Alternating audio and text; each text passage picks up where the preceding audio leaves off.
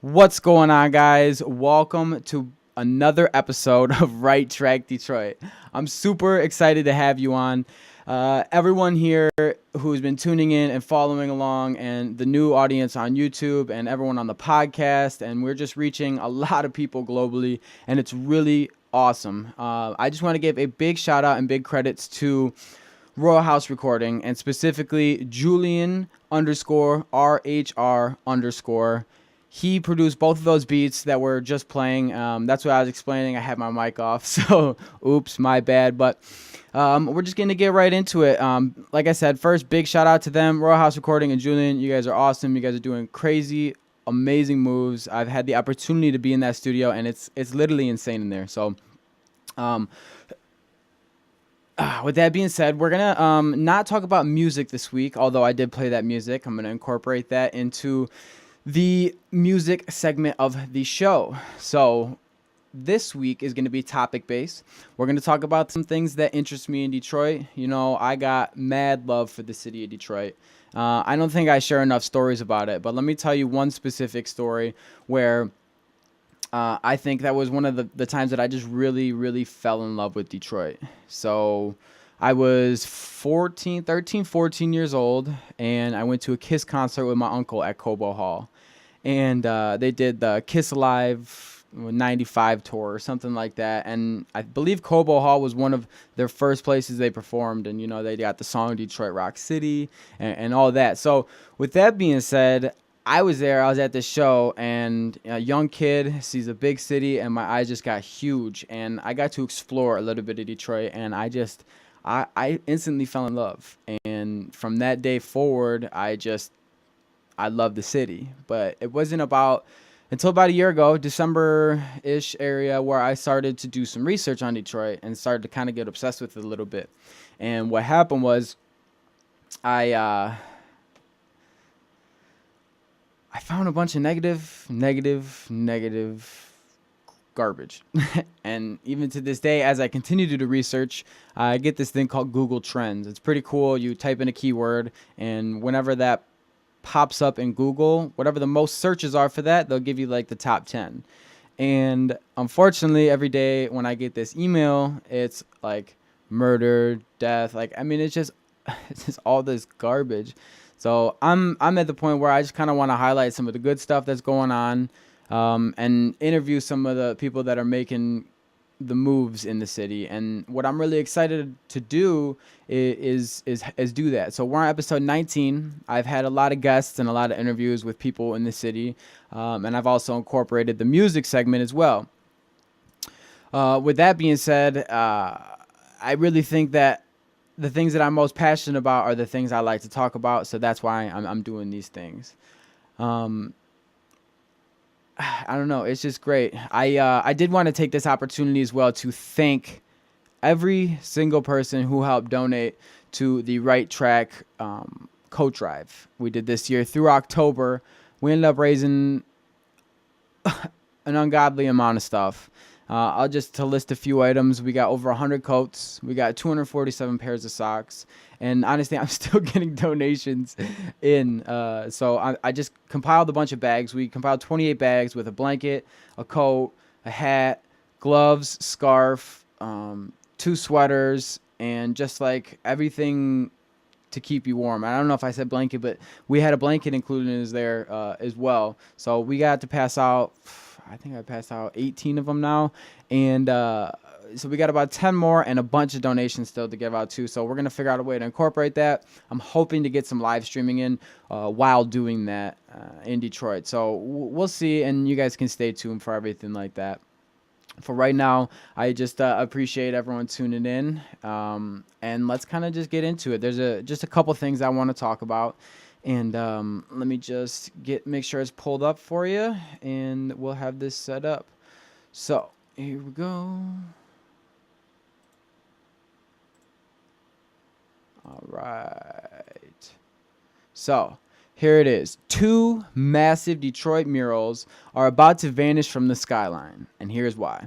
Now, I'm not going to go through and read this article by any means, but what I am going to tell you is just a brief little summary of what exactly is happening and why I think it's a good thing.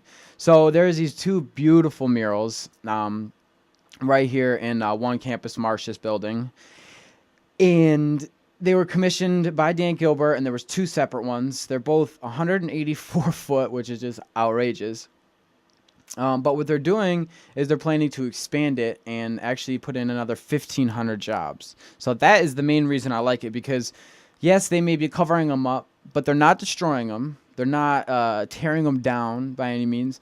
What they're merely doing is just building more outside of it, because the building is kind of like U-shaped almost, and then there's this empty spot right in the middle. So they're going to expand that. And what's interesting is, of course, it's going right next to, or right around all of Dan Gilbert's stuff, because Dan Gilbert, he owns a ridiculous amount of buildings, and especially right in Midtown. And they're not just like buildings, they're skyscrapers.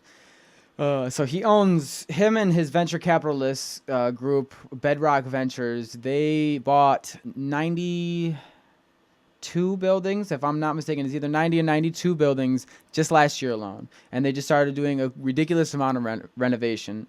But on top of that, Dan Gilbert's like, well, screw it. I'm going to build the largest skyscraper in the city of Detroit.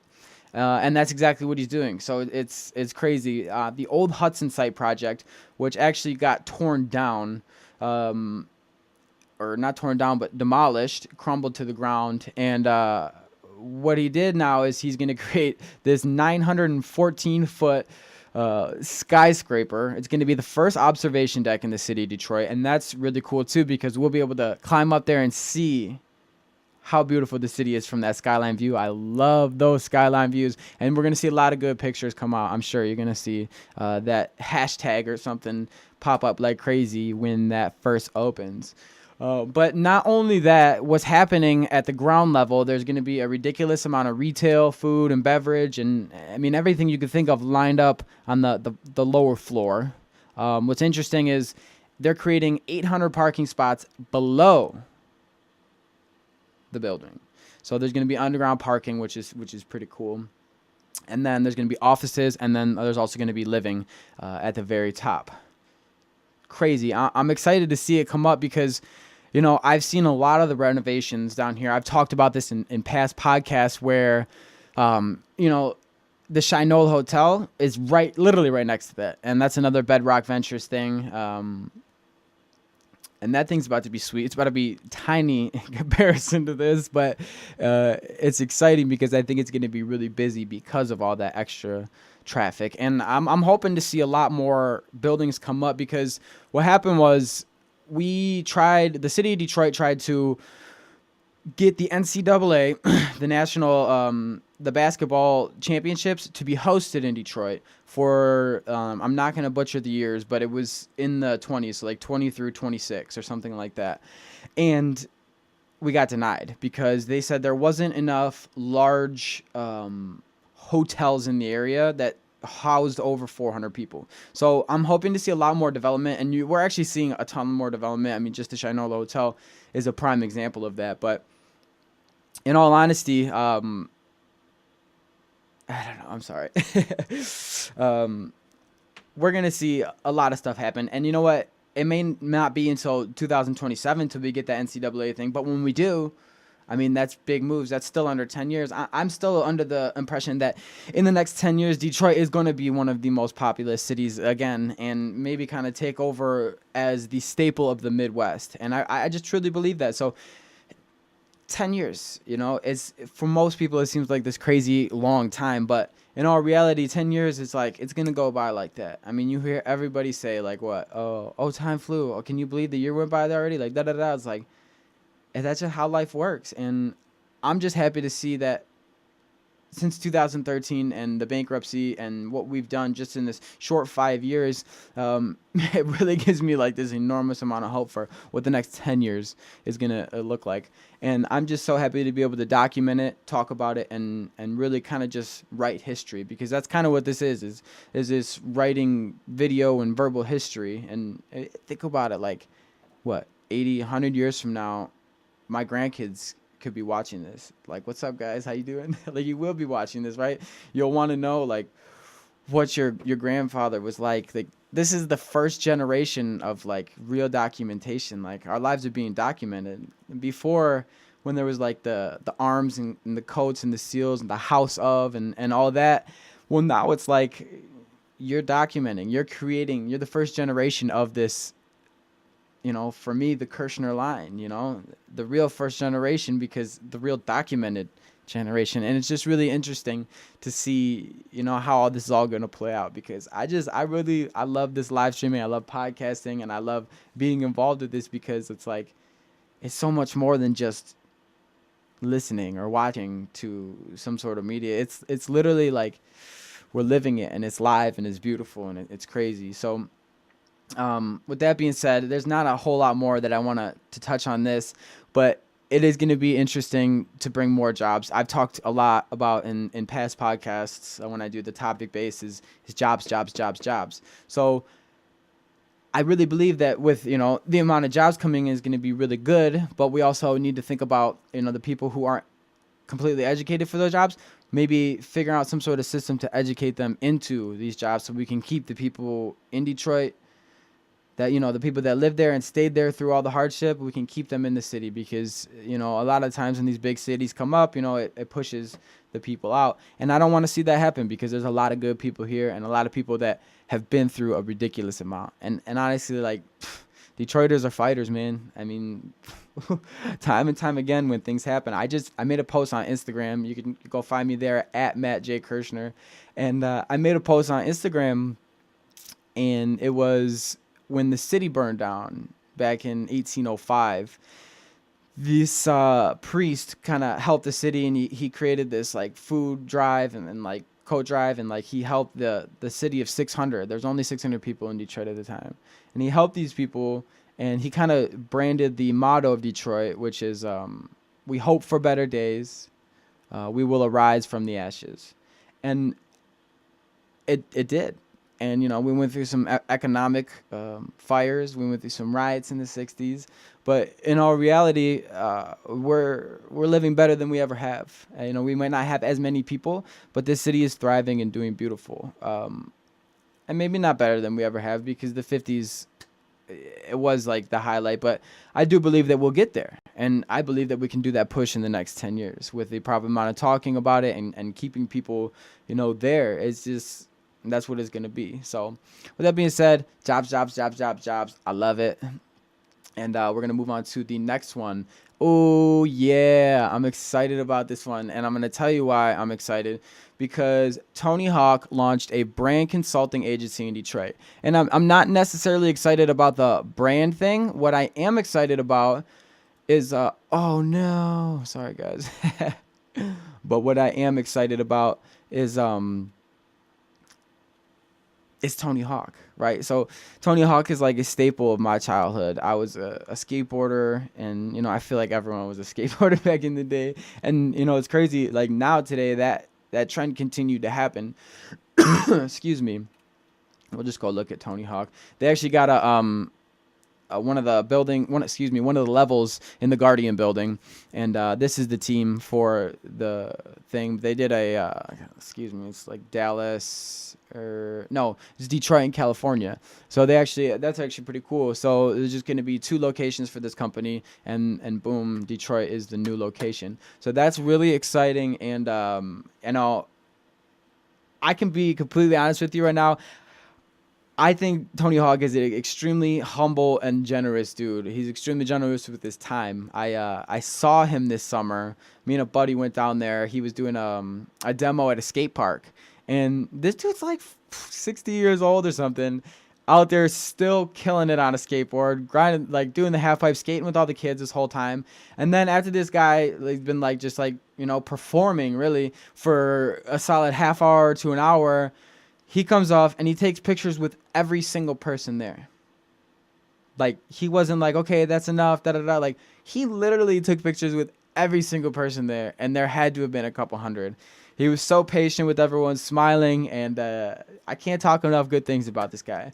And I want to tell you one more thing I'm really excited about is I had an opportunity to get a recording with him. This is before I launched the podcast, so I didn't really think to say, hey, can you say you're listening to Right Track Detroit or something like that, but I did get him to say, my name is Tony Hawk and I love Detroit. So I'm going to share that with you. I hope this plays through. It's just really exciting for me because I don't know. That's, he played a big role in my childhood, and it's cool that he can do that. So what we're going to do, sorry guys.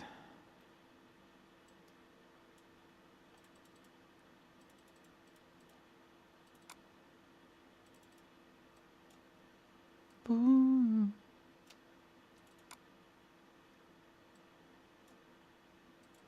I'm doing a podcast for Detroit. Will you say your name and you love the city? What's that? Will you say your name and you love the city? I'm doing a podcast for Detroit. Yes. Hey, I'm Tony Hawk, and I love Detroit. Sweet, I appreciate it, man. You're a legend. Haha.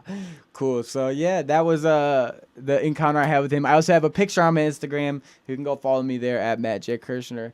And that was, man, crazy experience. He played a big role in my childhood, so I wanted to kind of highlight his business coming in. It'd be awesome to have him on the show. So Tony, if you are listening, feel free to come on, man, and we'll get to talk about your company a little bit. So yeah, so that's cool. We're gonna move on to the next topic, and let's see what it is. It's okay. So this is more investment coming in. This Miami-based company comes in. It's going slow. My apologies. This Miami-based company comes in. They're dropping $500,000 and buying up a couple properties, and they're going to start renovating these properties. I'm guessing it's some sort of business. I didn't see too much into it. Obviously, this is on Crane's Detroit Business, and they got the hookup for all the business. So this isn't loading, but when I was on this inspired me to, there was a badass mural on it, and I wanted to show you guys, but it's not loading. So we're just going to go to murals in the market and highlight them real quick and give a quick shout out to Becky Scarcello. She does tours and the murals in the market and everything like that. So I believe that's Feet on the Street Tours. You can go find them, feetonthestreettours.com. All right, so now I want to highlight a couple of my favorite murals from 2018 and then my overall favorite mural, because this one, I'm going to just tell you about it first, and then we'll go to it later. So my favorite mural in the market is one day. Let me touch back and leave a little even further, because what I did was before I launched the podcast, I spent the first 8 weeks walking around the city of Detroit and just getting a mental map of where I was and what was going on in the city, and kind of just trying to connect and meet with people. And, through that actually spouted the Right Track backpacks, the resource backpacks for the homeless with Bernard Bentley. You can go back to listen to episode 1 to hear more about that. But it was really great to actually get to connect with it. But the long story short, I was walking and I stopped dead in my tracks. I was like, oh my God. And probably for a solid 15 minutes, I just sat there and looked at this beautiful mural, and it just caught me so off guard. And I tried to take a picture and it wouldn't capture it, but we're gonna pull it up now so you guys can see exactly what I was talking about, and kind of maybe have that mental image of walking up to it and just kind of being caught off guard. So let's see. These are some of the murals from this year, 2018, and I'm gonna show you my favorite one once we get down to it. But for now, you can I'll just kind of scroll a little slow. I like this one. Luke Chook. I don't want to mispronounce your name, so my bad if I did. But you got some really great work. I actually looked you up on Instagram as well, and I really like you. That's like kind of like your dude, and you did. I think maybe actually it might have been in Detroit as well, but he had a little turntable. So shout out to you with some great work. A lot of people got some really cool work. I like this Sidney G. James piece with the lion coming out of the kid, making a healthy choice with a water and a snack, an apple as a snack. So, yeah. Okay, so I guess maybe that was my favorite one. I thought there was more for some reason. Maybe I was looking at the 2017 ones. But, yeah, Sidney G. James, you got the 2018 one. that was not the story that I was just speaking about. That's going to be my all-time favorite one in the market, and I'm going to show you that one next. But there are some really dope ones from last year. This Lions one here by Arlen Graff is sweet. It's huge, and I don't know, it caught my attention. So that's cool. I'm not a big. I love art so much, but I'm not educated in saying the proper things. So it just that's what it is to me, and it's beautiful. Okay, boom. I gotta highlight it. This is the one that just caught me so off guard, and I'm actually gonna keep the Case McLean up on there because I want you to know who did this. I just imagine walking up to this and looking up and then just like it's being caught off guard because I mean like it's like you're sitting in a car. It's like so photorealism, and it's just like on this wall, and it's huge. Like the picture just doesn't do it justice. I'll tell you that. But it's sweet, man. I love it so much. So that's my number one faux show. Here's a couple other cool ones. I know Ghostbeard did a couple. I don't know about each year, but he's actually got a lot of pieces around. Here's a D12 one. Shout out D12. Adam 22 was Eminem from D12 for Halloween. This fucking guy. These are some really nice ones.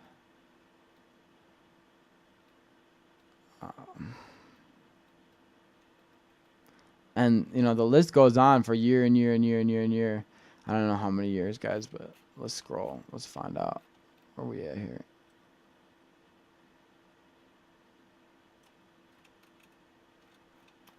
Oh yeah, here's another one. This is the one I was talking about.